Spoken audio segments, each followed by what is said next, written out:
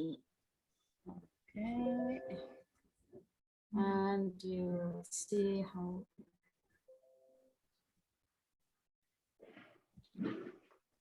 So I'll stop my video until we get about, well, a decent number of people. Okay.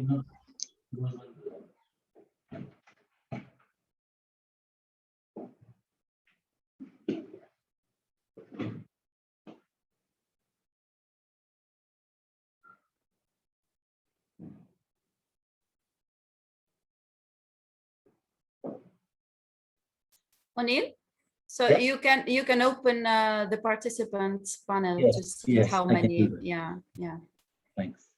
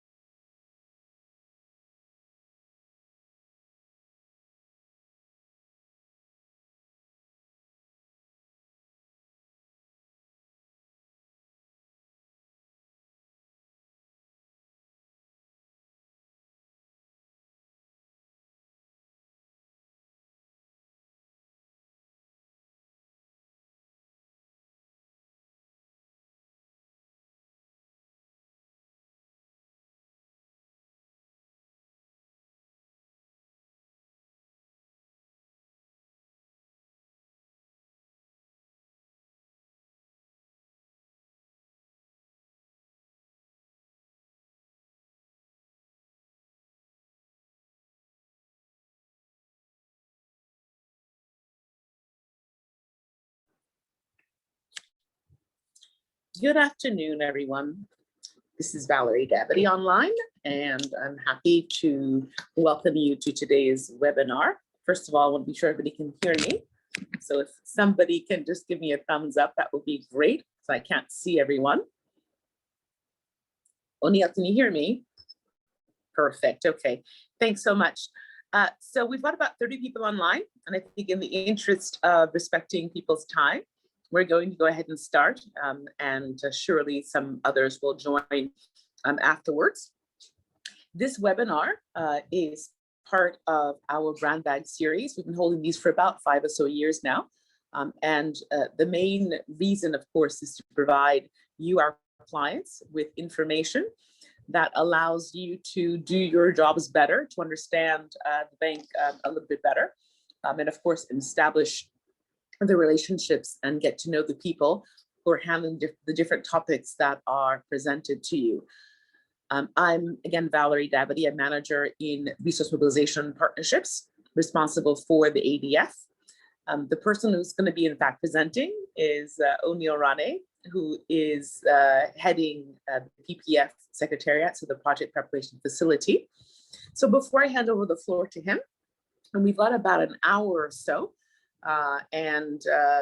we do know that we were with you back in April 7th, I believe, for what was the launch, if you will, of the PPF. Between then and now, I think O'Neill's going to be quite happy to discuss with us what has happened, because there's been certainly movement on PPF. Well, let me just kick off the conversation quickly with a bit of a reminder in terms of what PPF is. So the Project Preparation Facility is funded through the African Development Fund as part of the replenishment process. It receives what we call a set-aside, so dedicated funding for project preparation for ADF countries. Last cycle, which is the ADF 15, it received UA 75 million, which shows strong donor support and the importance, of course, of proper project preparation. We need your help, of course, to show good results and good uptake. And O'Neill will be talking a little bit more about the process for accessing these funds. We've got guidelines to help you in terms of understanding the PPF, how it works, how to access, what expectations there are of countries when they access this funding.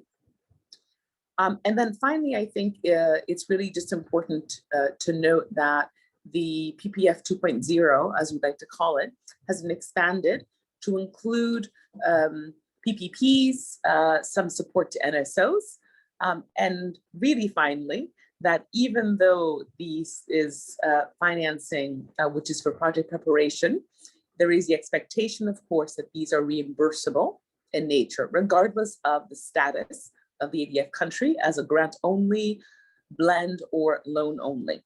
And it's quite important simply because we need to be able to show that this is a fund which is self-sustaining, okay? So with that, I'll hand it over to O'Neill. And I'm gonna just go off camera for a little bit while I finish my lunch, if that's okay. But I will be here listening, and afterwards, of course, we're open to any questions that you may have. Thank you very much. Thank you, Valerie, and good morning, colleagues. Before I start, I just want to check with Fatma if there is anything that you would like to present before, and then I can continue, or I'm good to continue.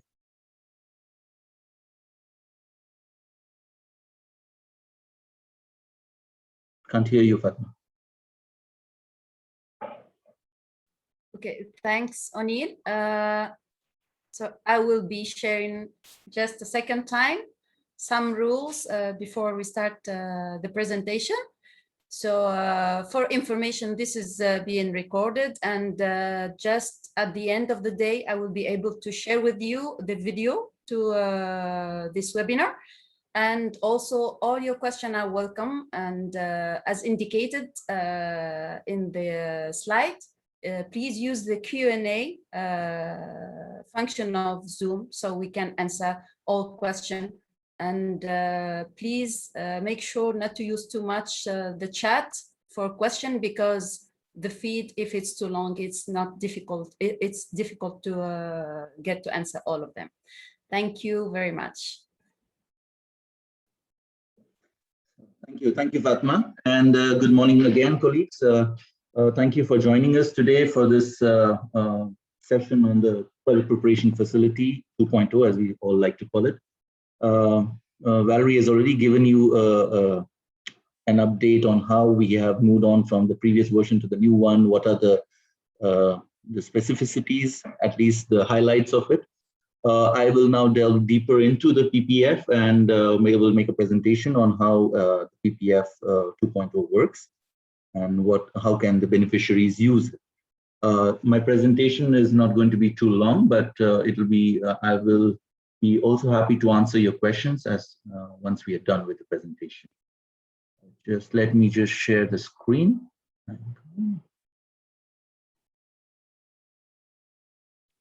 Okay. I hope we can all see the presentation in full screen.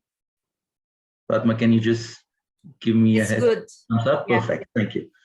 All right, so thank you. So my presentation today, the outline would be on 7 aspects. One is, of course, looking at the project preparation landscape in Africa. We'll give a brief overview of that. We'll look at PPF 2.0 and how it will impact Africa's most underserved. We'll talk about eligibility, the eligible activities and thresholds, the time frame required for PPF activity, what are the modalities for reimbursements, repayments, and what happens if there are delays or default repayments. Obviously, we will also go deeper into the approval process of PPF, and then various roles and responsibilities across the bank. Okay, so if you look at project preparation in Africa, we all know that infrastructure development in Africa suffers from lack of well-designed and packaged bankable projects. This is a known fact, and the PPF endeavors to kind of plug a small hole of this requirement, because obviously the PPF cannot take care of all projects that are being designed on the continent. So we all are aware that there's a lack of technical capacity and there are limited financial resources for project preparation in Africa. Typically, if you look at a project preparation activity, it costs about 5 to 12% of the total project cost, depending on the type and the complexity of the project, and obviously in which geographic area that we are talking about. If it's a fragile context, if it's a transition state, obviously the project preparation cost is going to be further high. So the range is between 5 to 12%, depending on the complexity. The cost of preparation is even higher, as I said, in fragile contexts, due to the higher risk perception involved. Now, what does project preparation do? Well, it ensures availability of information, the critical part that is needed, the technical designs, and also assists in preparation of bidding documents for the sponsor of the project. If you look at the project preparatory players in Africa, we have, I think, about over 60 independent and fragmented preparatory facilities. Amongst them, we also have the Africa 50, which was founded by the bank. And if you look at the preparatory vehicles within the bank, we have the NEPAD IPPF, which is a multinational infrastructure, which takes care of multinational infrastructure projects, both in ADB and ADF countries. We have the Middle Income Country Technical Assistance Fund, which also caters to ADB and blend countries. We have quite a few bilateral and multilateral trust funds within the bank, which also allow you to undertake preparatory activities. For instance, we have the SEFA, which allows preparation in sustainable and clean energy space. We have the African Water Facility, which also can finance project preparatory work. And then we have the ADF Project Preparation Facility, which we are going to talk about today. If you look at the 2.0, as we call the PPF 2.0, there have been certain changes that we have introduced based on the experience of having used the PPF resources since 2000. The PPF was initially funded through an ADF set aside in the year 2000, and the resources have been utilized till date. And as of now, as we stand before the second replenishment, the resources were completely exhausted. Now, we are right now at the PPF 2.0. And if you look at the main objectives of the PPF, it remains the same. It intends to promote government ownership and engagement in project preparation. It provides specific support to RMCs for preparatory activities of priority projects and programs with high probability of implementation. And it, of course, promotes the quality at entry of projects and programs within the bank. Looking at the highlights of PPF 2.0, what we have introduced in this is initially the PPF could only finance pre-feasibility or simpler studies, which obviously limited its ability in terms of what it could achieve. Hence, what we have done under the PPF 2.0 is that we have enabled the project preparatory facility to even undertake detailed design and feasibility studies.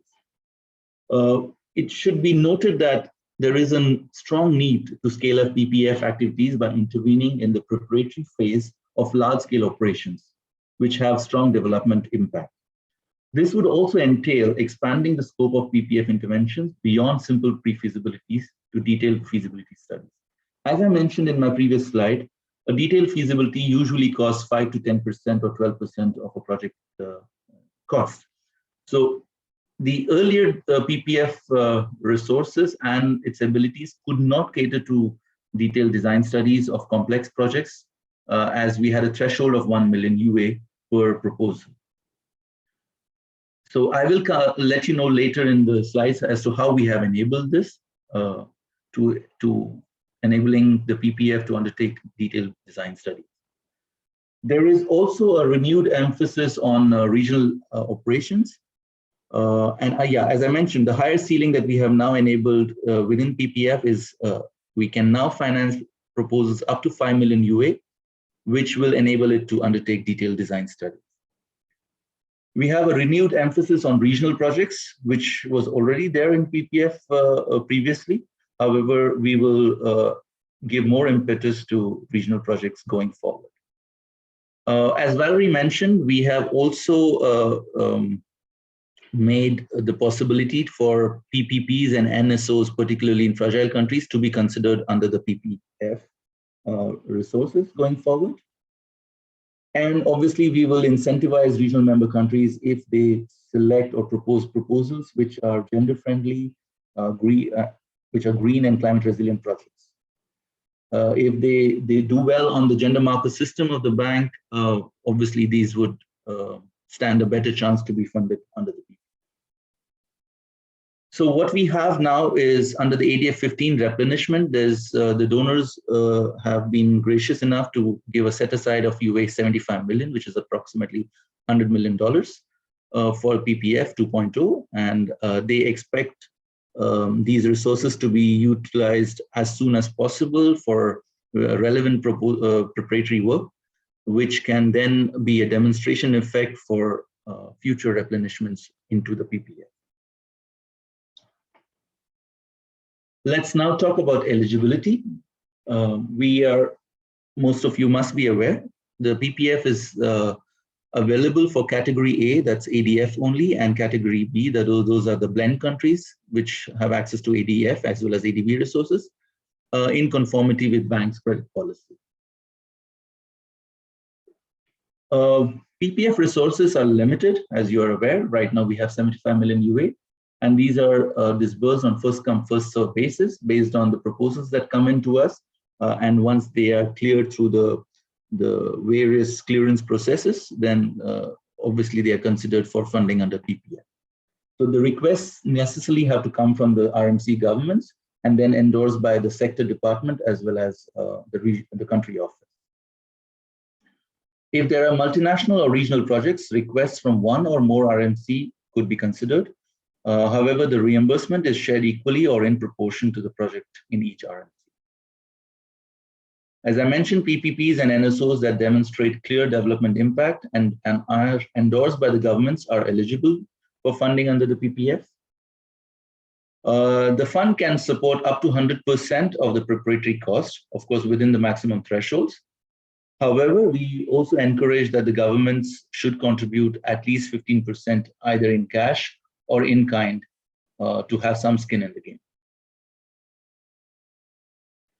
Let's now talk about the eligible activities that can be considered under PPF.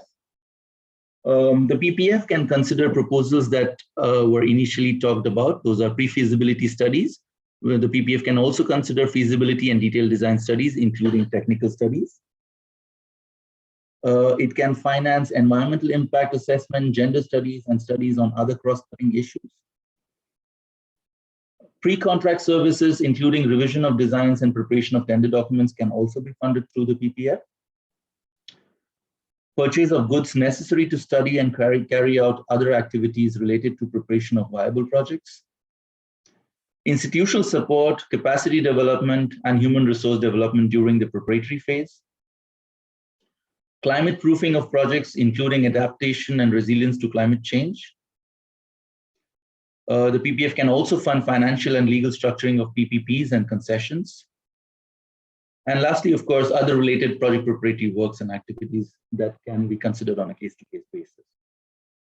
Let's now look at the thresholds that we are talking about. We still retain the minimum threshold of UA 200,000. So any proposal that comes has to be taking into account this minimum threshold. For simpler pre-feasibilities and preparatory activities with limited scope, the upper threshold is still UA 1 million.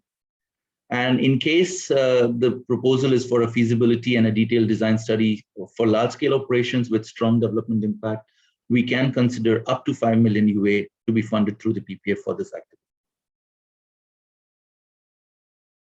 Let's look at the time frame for activities as we categorize two sets of activities. One is the pre-feasibility or smaller studies. The PPF can be availed, and then the activity has to be completed within 1 year from the first disbursement. In case it is for a detailed design or a feasibility study, then the activity must be completed within 12 to 36 months from the first disbursement, depending on the complexity of the activity. Okay, now this is critical, and as Valerie pointed out, all PPF resources or advances need to be repaid or reimbursed regardless of the country's eligibility and debt sustainability status. We have two options for repayment. The first one is the refinancing and reimbursement, and the second one is repayment. I'll just go briefly into it. Under refinancing and reimbursement, when a preparatory activity funded by the PPF leads to an approval of an investment operation by the bank or the fund, the outstanding balance of the PPF advance, as well as the accrued service charge, shall be withdrawn by the fund from the account of the loan or the grant provided by the fund. Now, this amount will be disbursed to the fund on the first date of entry into force of this loan or the grant. Reimbursement and refinancing of PPF advances thus must be included in the financing plan of the subsequent investment operation to be financed by the bank. This involves the allocation of an amount equal to the principal plus any service charge in a separate disbursement category provided in the fund operation. Obviously, if there are excess funds available, then it will be applied to other disbursement categories. The other second option is repayment, and that is when the borrower reimburses the outstanding balance of the PPF advance and any accrued service charge in at most 3 installments within 12 months of completion of the activity. Now, what we need to understand is if this PPF activity does not get converted into a funding operation by the bank, then this repayment gets triggered. So the government has to repay the funds regardless of the outcome of the proposal. Let's say if the proposal or the activity funded by the PPF gets cancelled midway, or the subsequent funding does not materialize, or it's made for an activity which is not in the same operation as that is being funded subsequently. So these details are provided in the operational guidelines, and I'll be happy to provide any clarification on these repayment modalities if anyone has questions further later. Apart from that, in case of there are any delays or defaults in repayments by the borrower, then the PPF advance and any accrued service charge can be recovered by the fund through the borrower's ADF PBA allocation, that's the performance-based allocation, or any other loan or grant to the borrower by incorporating the PPF outstanding balance in the new loan or grant proposal during appraisal prior to the board approval. The last option is from any savings or balance resources, if any, from a completed funded operation. Now let's go a little deeper on the approval process for PPF proposals. As I mentioned initially, we need to have a request coming from the government that is seeking PPF resources. This particular letter, along with the proposal, needs to be evaluated by the country office in coordination with the concerned sector department. And based on this evaluation, they will send a request memo. There will be a joint request memo that should be signed by the DG and the sector director, sent to the PPF Secretariat, which should include a brief concept note on the proposal, details of the proposal as per Annex 4 of the operational guidelines, which you can find in the operational guidelines, and an environmental and social compliance note if required. This is something that can be waived as the case may be, but we strongly suggest the task team to consult the relevant department for the need for such a note. If it's a proposal for an NSO or a PPP, then the proposal should clearly demonstrate development impact. Once we receive this particular request, the PPF Secretariat ascertains strategic alignment and compliance with ADF and PPF rules and guidelines, and provides a feedback within 5 days to the task team which is based on the feedback. The task team has to either revise the proposal or update the proposal as per the guidance provided by the secretary.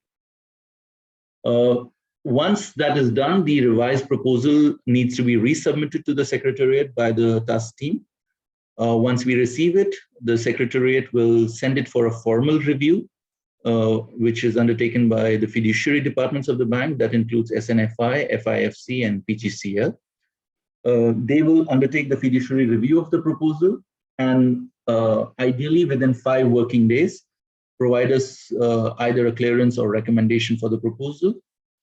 In case they have certain questions or they would like to address few queries, one of the departments can request for a meeting to discuss the proposal. And at that time, the proposal has to be presented either by the DG or a representative of the DG. Based on this, within 10 days, the secretariat will then ensure that the proposal has addressed all the concerns provided by the fiduciary clearance committee. And then if all is satisfied, then a formal approval is provided by FIBP to the DG. Obviously, once that is done, we will then start drafting the letter of agreement, which will be done in coordination with PGCL. Then we move on to the execution of the letter of agreement. The task manager and the supervisor responsible for executing of the LOA is responsible for executing the LOA between the borrower and the bank. Ideally, the signatory from the bank would be either the DDG or the country manager or any other authority in accordance with the DAM. And then, of course, we sign the LOA, and the signed LOA copy is sent to PGCL and a copy is sent to FIFC. Of course, once all of this is ensured, the PPF advance will be disbursed to the activity. Let's now look at the roles and responsibilities for PPF. As we mentioned earlier, firm is the institutional focal point and houses the PPF secretariat. We are responsible for tracking advances, doing the financial monitoring, and reporting to the board of directors. The sector departments and country offices, with the assistance from fiduciary departments, are responsible for drafting and presenting PPF proposals, managing the implementation and monitoring the technical aspects of the proposal, ensuring recipients submit quarterly progress reports, interim financial statements, which are quarterly, as well as audit reports at the end. They are also responsible for submitting the technical completion report of the proposal. Let's also remind you that any delays or defaults in submission of reports or unqualified audits by beneficiaries will lead to inability to submit any new PPF proposals. Now, moving on to this, there's also a greater, excuse me for a minute.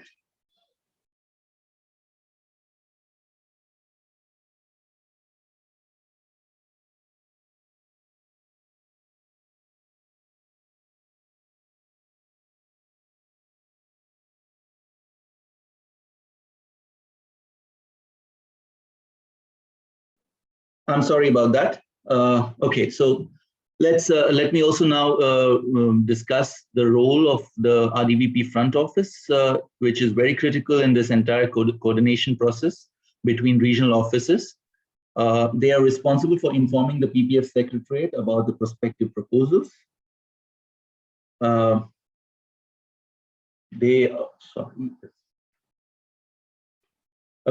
They are also responsible for raising awareness, disseminating information, and providing advice to ADF client countries about the use of PPF, ensuring requests reflect the programmatic approach of the bank and avoid creating unnecessary competition amongst sector departments. They are also responsible for ensuring that there will be enough ADF funds available to repay the advance in a resulting project in case the fund wishes to finance it. And of course, ensuring reimbursement and repayment of the PPF advance. So they need to be proactively engaged with the borrowers and follow up on repayments as and when they are due. Well, with this, I come to the end of my presentation. We look forward to your questions, and we look also forward to your proposals that would be reviewed by the Secretariat. The PPF guidelines are available on the guidance document e-library on the intranet. You can search it by topic, type, or title. And for any queries, please don't hesitate to write to the Secretariat. The email is adfppf@afpb.org. Thank you very much, and I look forward to your questions.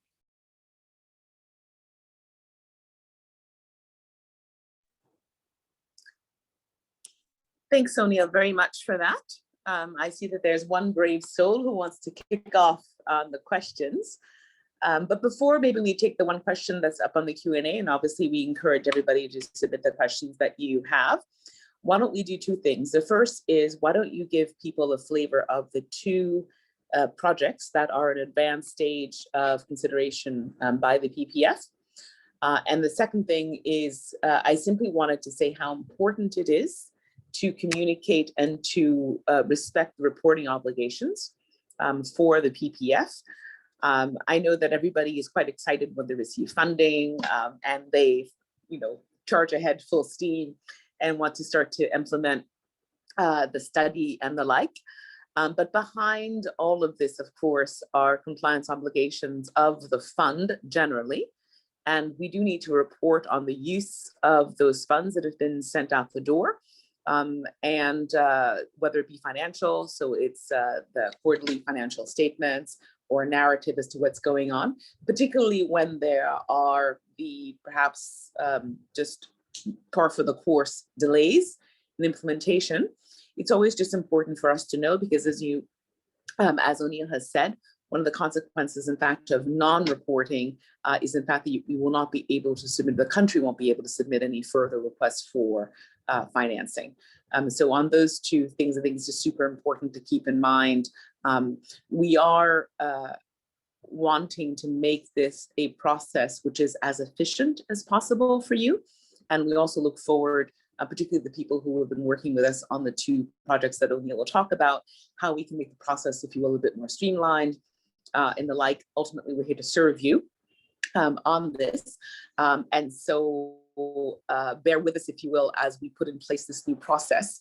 But why don't I finish here and hand over just to O'Neill before we take the question, give us a bit of a flavor for the two projects that have come down to the wire. Thank you. Thank you, Valerie. And those are very important points. Yes, reporting and timely reporting is important, and that will enable us to kind of keep track of the proposals, keep a track of the funds being used, and as well as report back to the donors. Let me now just give you a brief on the two proposals that we are currently processing. Since the launch of the PPF in April, we have received two concrete proposals. Of course, there are other proposals that are being discussed, but concretely we have two. One is in the Gambia, and the other one is in Côte d'Ivoire. The first one in Gambia is for a port expansion project in Banjul. And this is going to be the fourth operation where the bank is involved in a port proposal in the Gambia.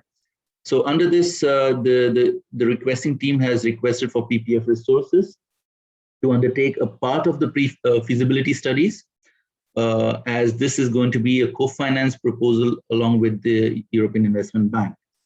So it's quite an exciting proposal. Currently, it's been reviewed by the Secretariat and now undergoing the fiduciary review as per the guidelines. So this proposal will also possibly be the first NSO intervention in the Gambia in this sector. So we are really looking forward to see how this proposal proceeds in the review. And we can then come back to you once we have an update on this. The second proposal is in Côte d'Ivoire, and this is for a blue economy project where the government of Côte d'Ivoire, in fact, this is a proposal that's been discussed since 2016. However, due to lack of sufficient funding or sufficient vehicles within the institution for such an activity, this has got delayed. However, this has been a priority project for the government of Cote d'Ivoire, and they want to use the PPF resources to come up with a blueprint on using the blue economy resources of Cote d'Ivoire to the best possible way. And they have a few activities lined up, for which they are seeking the PPF resources to develop this entire project. So this proposal is also currently under the fiduciary review, and hopefully we should have feedback shortly. So let me now look at the first question that I have in front of my screen. It says, can the PPF also support transaction advisory service to package and take the project to market and commercial close? Technically, yes. If you look at the eligibility of activities that can be supported by the PPF, you can look at the details in the operational guidelines as well. However, you need to ensure that this is a proposal in an ADF country, and also has to ensure that you have to justify that PPF are the only resources available for such an activity, and there are no other options for this particular activity. So in case you are able to justify the use of PPF resources for this activity, in principle, we can consider such a proposal.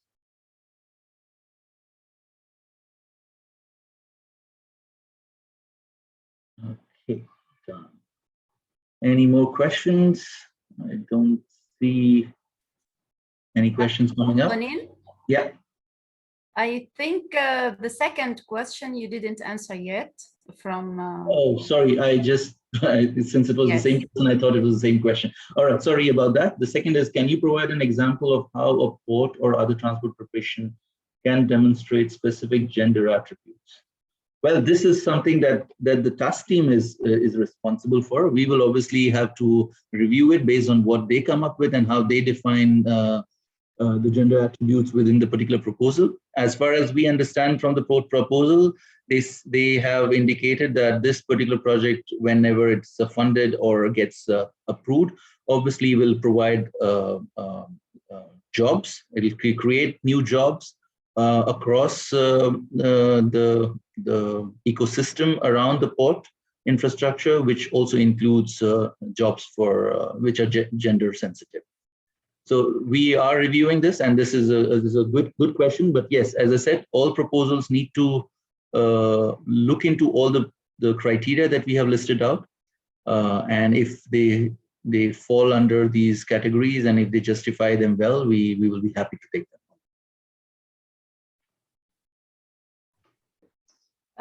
Anil, I think there is a new question coming from the chat. Yes, it's come on the chat. I see that.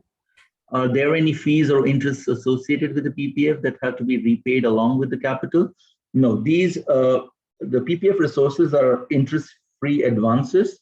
The only fee that is applied is service charge, which has to be repaid along with the principal by the borrowing company.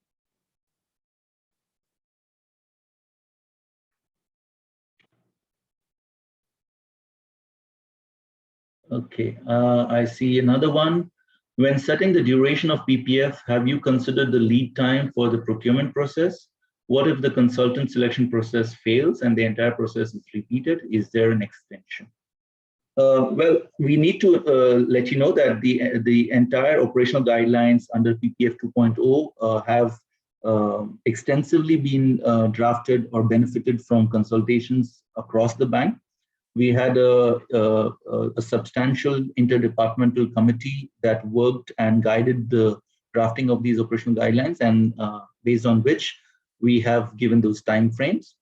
Obviously, if there are exceptions or delays, extensions, we can consider them based on the merit of those requests, and there are clear guidance on those the process involved for seeking such extensions. Okay, then the next question is, are we able to combine PPF and grant financing from other sources for project preparation? Well, yes, indeed. I mean, PPF, we don't intend to finance in entirety any project preparatory activity.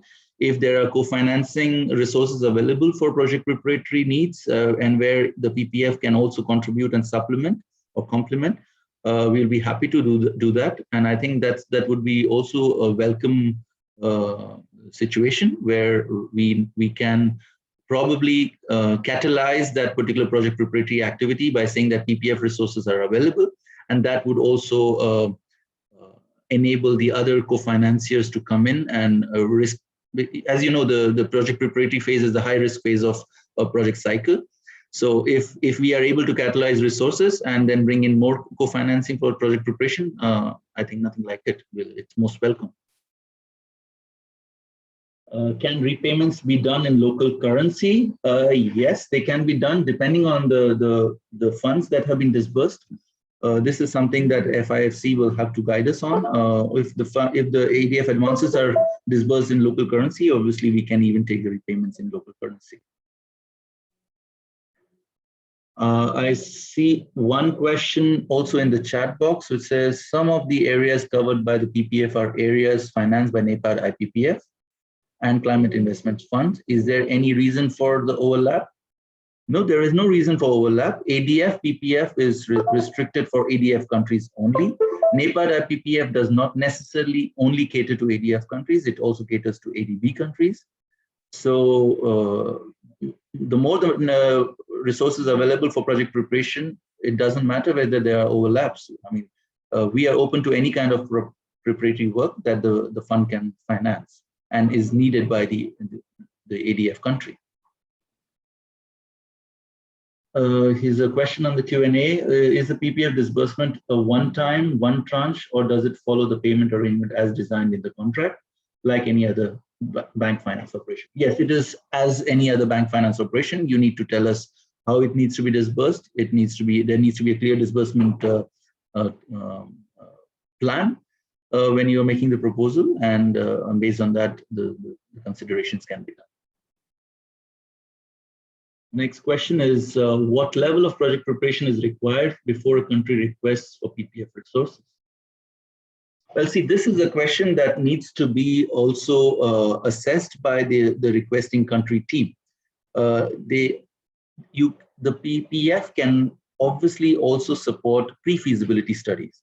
So it doesn't mean that we have to have some level of preparation already in place. So if the PPF resources are requested for pre-feasibility studies, then obviously that means there is zero feasibility or zero work that's been done. However, we need to also ensure that the proposal that is being considered is a priority proposal for the government. The country team or the task team has to ensure that it's a potential proposal that has merit and is needed and is as per the country strategy paper, or has been considered in planning in the past. So it's a judgment that the task team has to take and then make the proposal.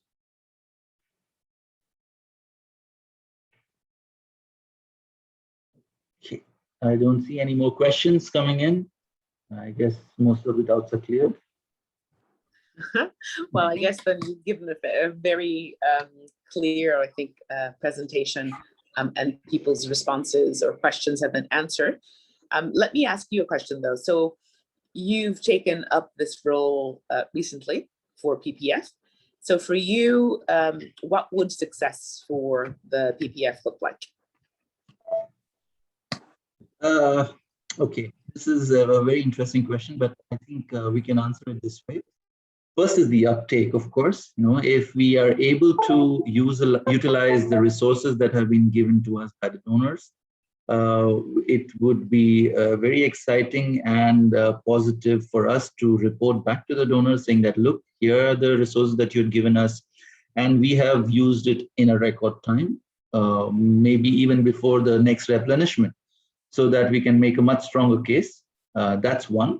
The other thing is, I think we have a lot of proposals that are begging to take off for the lack of resources at the preparatory stage.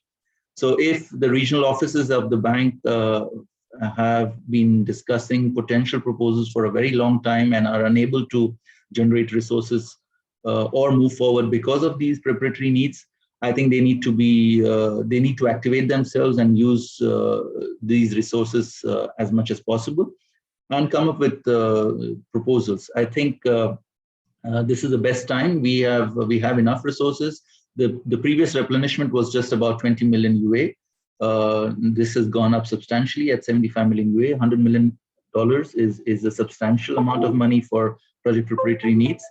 We all know within the bank the resource crunch for preparation that the RMCs are facing. So it's on them if they use it, and if they can come up with proposals, we'll be as active as possible and try to help you get them across the line.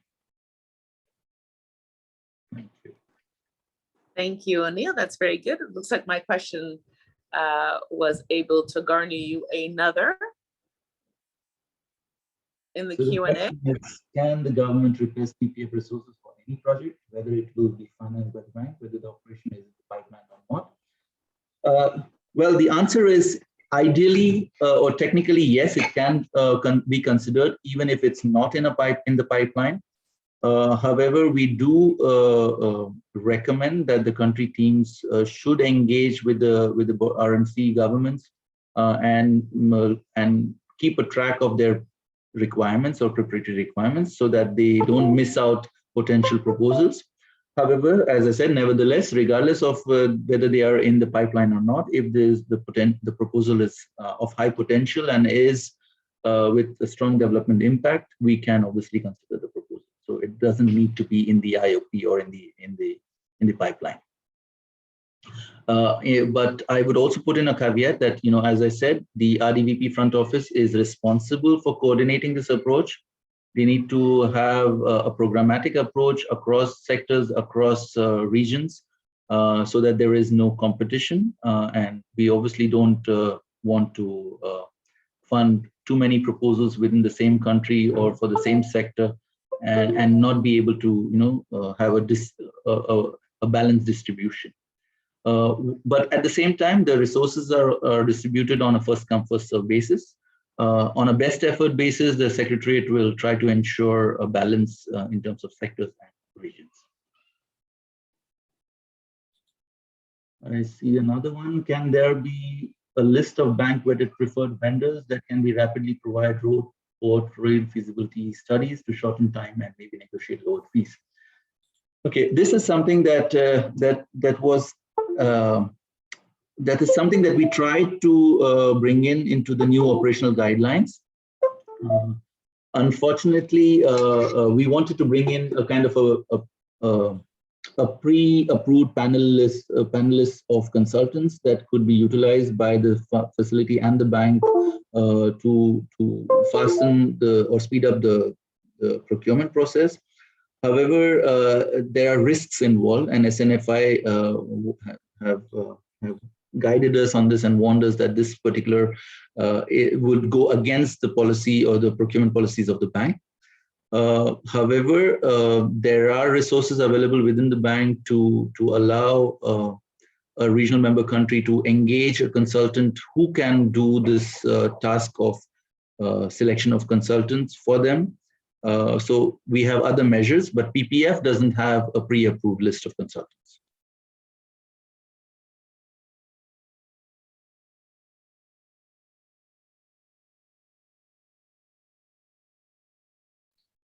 Okay. I think there are no more questions. Yeah. Maybe we give them another 2 minutes if somebody wants to still think up. Sure thing. And whilst we're waiting, I think something else which has just come to mind in terms of communications, we talked about compliance to report on time, of course, both financial and narrative reporting. I think something else which is really important is to ensure that you tell the story about what's the impact of a particular operation. Well, I say operation, but a project preparation that's been done. Because obviously between the time that you do the study for a project, the time that a project then actually is implemented and the like, there can be very many years, and we also know there can be very many task managers and handovers of a particular file. from our point of view, it's actually really important that we're able to show ultimately at the other end what the impact of any particular operation is. Now, of course, we're talking about project preparation, and so you won't get an impact immediately. But what's important to know is that once you do have a project preparation, it forms part of the support the bank is providing for a particular project. And so I would expect, for example, on the Banjul Port project, that ultimately the fact that we've done a preparation for the project is part of the story, that once we get to the end of this port project, whether or not the impact is an increase in trade with neighboring countries, or if there's on site a special a free trade zone, which is done at the side of the port and which therefore develops local economy, whatever it may be, I think it's important, one, to get sort of pictures of these things, to speak to beneficiaries, to be able to convey ultimately to donors and to our shareholders what's the impact of the work of the bank. And so whilst you think about this, and we're in the early stages of a project with a project preparation facility, is to always be in that mindset of ultimately, what's the story I'm going to be telling about this or this particular project. I think that's very helpful to us, who have then the responsibility of dealing with the donors and going to ask for more resources for these types of operations. Thank you very much. I see something in the chat, and I don't know if it's a question or what. Can you check, Fatma?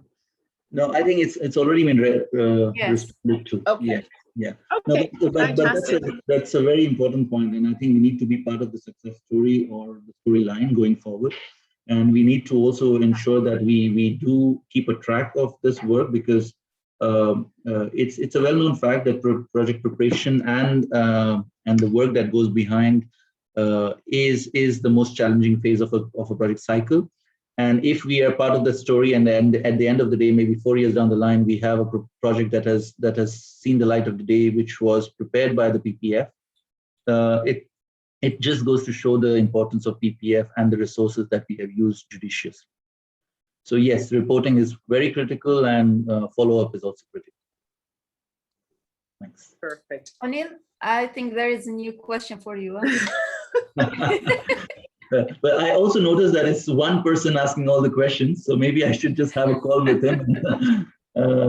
Okay, so there's the question is, can projects be clustered? Example, a port expansion may likely require road network expansion for better evacuation of cargo. Look, this is, project preparation doesn't have any limits. Project preparation could, a project is, how do you define a project? A port project would have port infrastructure, probably it would have cargo infrastructure, it will have internal roads, probably it will have even the IT network that is required to enable the port facilities to run smoothly. So, how do you package a project is important.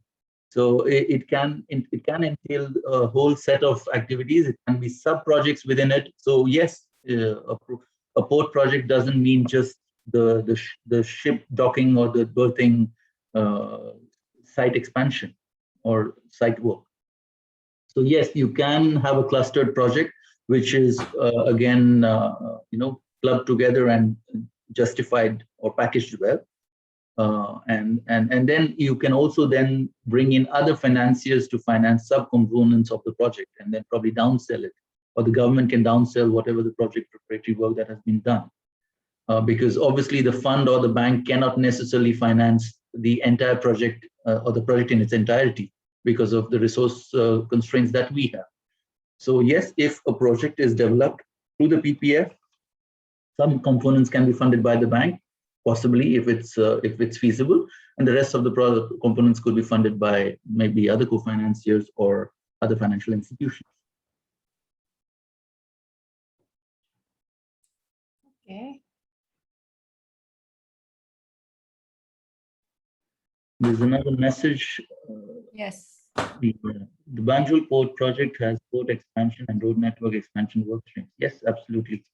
So who is this? Okay, yeah, I mean, as I said, the Banjul Port does have the other components, and hence we are taking it, but we're not taking it as necessarily being funded by the bank in entirety in the future. That is something that the bank has to take a call on.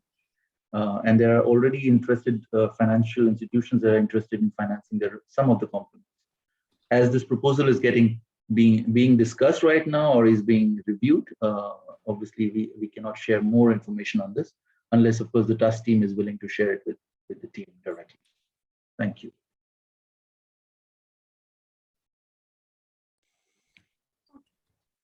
All right, then. I think we've come to the end of the session. And I want to thank, of course, Fatma for all the logistical support and for setting these up. I know there's a lot of work that goes into putting these on. O'Neill as well for the presentation. I think people now know you as the face of PPF, which is a good thing. We'll be looking forward to, as we say, relying on our clients for the uptake. And so I think it's really important, of course, that the information be disseminated throughout the bank about the existence of the PPF, what it does. We'll continue, of course, to be available beyond this particular webinar. Please do feel free to reach out to us and send us your proposals. We are eager to treat them. And particularly the two projects that are being processed right now, we'd be really quite keen to hear from you just on how we can make the process any smoother. So please, we look forward to receiving your feedback on that. I also believe that there is a question from somebody about receiving the presentation. Of course, the presentation will be shared with everybody that's participating into this. Since there was also the previous presentation, Fatma, if you might just go ahead and send the previous one to people as well, I think that would be quite good.